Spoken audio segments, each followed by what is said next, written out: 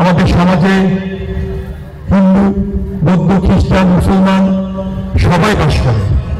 সবাই যার যার ধর্ম সুন্দরভাবে আনন্দ উৎসবমুখর পরিবেশে যেভাবে পালন করে, এবারে আমি দেখতে পাচ্ছি এখানেও সেই উৎসবমুখর পরিবেশ তৈরি হয়েছে।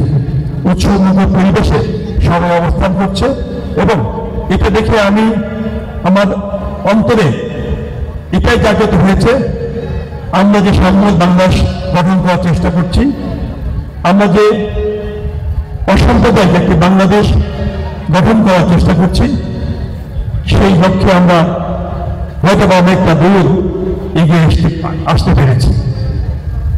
বাকিটা পর সবাই যদি আমরা একত্রিতভাবে সমন্বয় করে আমরা যদি কাজ করতে পারি, আমার মনে হয় আমাদের মধ্যে কোনো ভেদাভেদ থাকবে না, সাম্প্রদায়িক সম্প্রীতির কোনো ঘাটতি থাকবে না, কোনো অশুভ শক্তি মাথা চাড়া দিয়ে উঠতে পারবে না। Voice of Tiger.